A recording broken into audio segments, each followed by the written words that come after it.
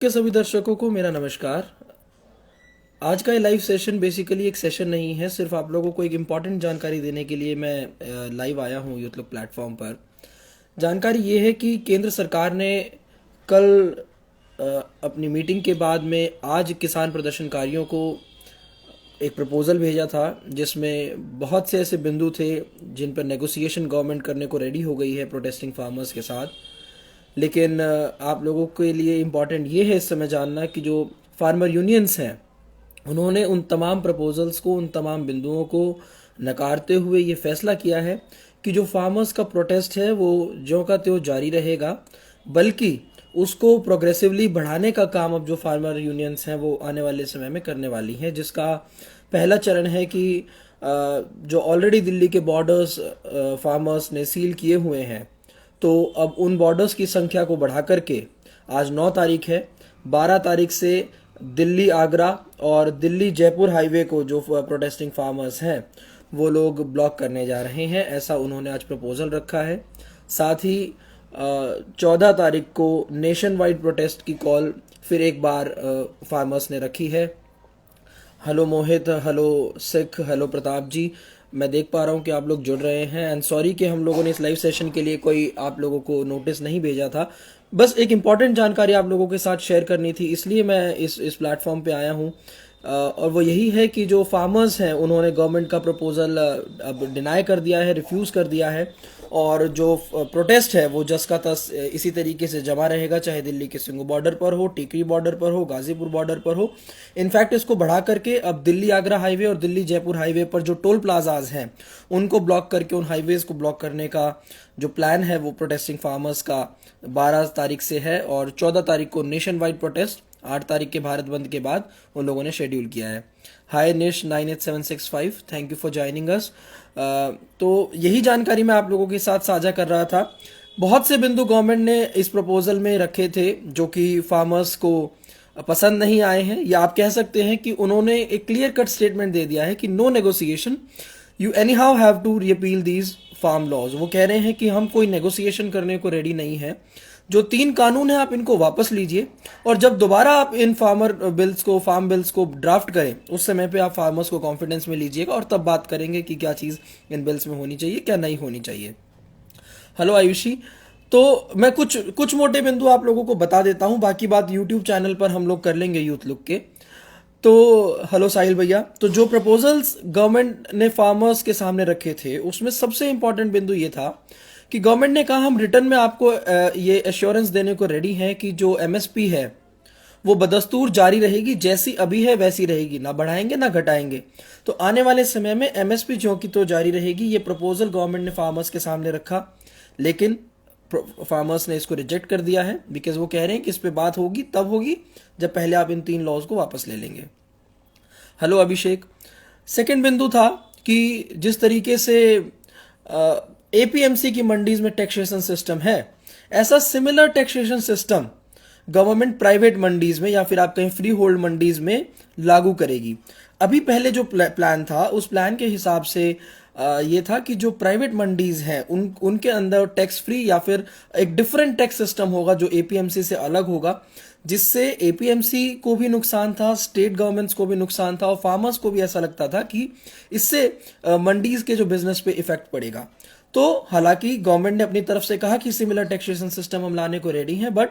Again farmers ने उस demand को रिजेक्ट कर दिया है, रीअपील करने को कहा है, बाद में बात करेंगे, ऐसा फार्मर्स ने साफ कह दिया है। तीसरी बड़ी बात थी कि इलेक्ट्रिसिटी अमेंडमेंट बिल 2020 जो फार्मर्स की बिजली के ऊपर था कि बिजली के जो दाम है वो किस हिसाब से रिवाइज किए जाएंगे। गवर्नमेंट ने आज के अपने प्रपोजल में कहा कि अगर फार्मर्स चाहते हैं तो जो ये बिल आने वाला है, ये बिल गवर्नमेंट इंट्रोड्यूस नहीं करेगी, इस पे गवर्नमेंट इस बिल को जो है ठंडे बस्ते में डाल देगी, ऑब्सक्योर कर देगी। तो कहने का मतलब है कि गवर्नमेंट ने अपनी तरफ से नेगोशिएशन करने की कोशिश की इलेक्ट्रिसिटी एक्ट पर भी, पर वो गवर्नमेंट फिर एक बार फार्मर्स ने उसको मानने से मना कर दिया है। इसके अलावा और भी प्रपोजल्स थे जिसमें कि गवर्नमेंट ने कहा कि जो फार्मर्स की सुनवाई है वो सुनवाई अब तक सिर्फ वो मजिस्ट्रेट लेवल कोर्ट में कर सकते थे, यानी एसडीएम के सामने कर सकते थे, उस पे भी गवर्नमेंट ने जो नेगोशिएशन है उसमें कहा कि ठीक है, हम मानते हैं कि आप एसडीएम की सुनवाई से सेटिस्फाइड नहीं होंगे या फिर आपको लगता है कि आप सिक्योर नहीं है, तो हम इसको एक्सटेंड कर देते हैं एंड आप जो है कोर्ट्स में जाकर के अपील कर सकते हैं। इन केस कि आपके साथ कुछ गलत होता है, आपको ऐसा महसूस होता है कि कुछ गलत हो रहा है, तो आप कोर्ट में जा सकते हैं। फार्मर्स के लिए स्पेशल भी उसमें एक सेल बना दिया जाएगा, ऐसा प्रपोजल के अंदर था, लेकिन टोटली प्रपोजल को स्क्रैप कर दिया है फार्मर्स ने और कंटिन्यू प्रोटेस्ट रहने वाला है, मैं बार बार बता रहा हूं। इसके अलावा एक चीज और जो फार्मर्स कह रहे थे कि हमारी जमीन को खतरा है, तो उस पर भी गवर्नमेंट ने स्पष्ट कर दिया कि किसी भी तरीके से जो बिजनेस है या किसी भी तरीके से कोई ऐसा लोन का लेन देन नहीं हो सकता जिसमें आप अपनी फार्म लैंड को गिरवी रखेंगे। तो जो डर फार्मर्स को था कि हमारी जो जमीन है वो घेर ली जाएगी, हमारी जो जमीन है वो खतरे में आ जाएगी, उस पे गवर्नमेंट ने उनको सिक्योर करते हुए इसमें प्रपोजल रखा। लेकिन ये तमाम प्रपोजल्स के बावजूद, इन तमाम बातों के बावजूद जो फार्मर्स हैं उन्होंने स्पष्ट कह दिया है कि आप पहले इन 3 लॉज को वापस लीजिए, बिकॉज वो कह रहे हैं कि अब जो लड़ाई है वो ना केवल इन लॉज में चेंजेस करने की है, फार्मर्स कह रहे हैं कि अब लड़ाई है रिस्पेक्ट की, अब लड़ाई है अहम की। आपने जिस तरीके का व्यवहार हमारे साथ किया, अब हम चाहते हैं कि पहले आप हमारी बात मान लीजिए, इन लॉज को रिअपील कर लीजिए। जब ये हो जाएगा फिर बात करते हैं कि किस तरीके से नए बिल्स को ड्राफ्ट करना है, किस तरीके से नए प्रपोजल्स रेडी करने हैं, और उसको जब आप बनाएंगे, जब आप अगला फार्म बिल लेकर के आएंगे, उसको ड्राफ्ट करते समय आप फार्मर यूनियंस को कॉन्फिडेंस मिले, तब बात करेंगे। तो एक छोटा सा आइडिया आप लोगों को देने के लिए और इनफॉर्मली, क्योंकि हम इस बात को आपके सामने रखना चाहते थे, अदरवाइज बहुत इंपॉर्टेंट हो जाता है कि फैक्ट टू फैक्ट बात हो और वो बहुत लंबा कन्वर्सेशन चल जाता है, इसलिए मैंने यूथ लुक के लाइव प्लेटफॉर्म को आज यूज़ किया है। हेलो हिमांशु, बहुत सारे लोग जुड़े हैं, हिमांशु जुड़े हैं, अभिषेक हैं, इस समय मोहित हैं, कुलदीप हैं, सब लोग हमारे साथ में इस वक्त जुड़े हुए हैं, और भी लोगों ने वेव किया है। सॉरी अगर मैं किसी का नाम नहीं ले पाया तो गाइज बेसिकली आप लोगों को प्राइमरी इन्फॉर्मेशन देने के लिए मैं आया था, इतना ही मुझे आज कहना था। एक क्वेश्चन हमसे पूछा है अभिषेक ने कि do you think farmers are extending this for no reason. See Abhishek, अभी हम कुछ कहने की स्थिति में नहीं है, इसलिए नहीं है क्योंकि जो डिमांड रिटर्न में फार्मर्स ने दी है वो उस पर अड़े हैं, और गवर्नमेंट अपनी तरफ से बहुत मिनिमम नेगोशिएशन कर रही है। तो अगर कुछ आर्टिकल्स हमने आज ऐसे भी पढ़े हैं जिसमें बताया गया कि गवर्नमेंट की क्या स्ट्रैटेजी है इस नेगोशिएशन के पीछे, तो अगर हम उस नेगोशिएशन स्ट्रैटेजीज को पढ़ते हैं तो कहीं ना कहीं वो ऑब्जेक्शनेबल लगता है, कहीं ना कहीं लगता है कि फार्मर्स को फिर एक बार डर है कि हमें ठगा जाएगा, इसलिए वो कह रहे हैं कि आप इनको टोटली रोल बैक कीजिए। रीड्राफ्ट जब आप करेंगे हमको कॉन्फिडेंस में लीजिए, जब फार्मर्स के भले की बात होगी तो वो बिना प्रेशर के होनी चाहिए, बहुत फ्री और इंडिपेंडेंट होनी चाहिए। अभी फार्मर्स ऐसा कह रहे हैं कि हमारे साथ जो है ज्यादती हो रही है, क्योंकि आपने ऑलरेडी हमारे सिर पे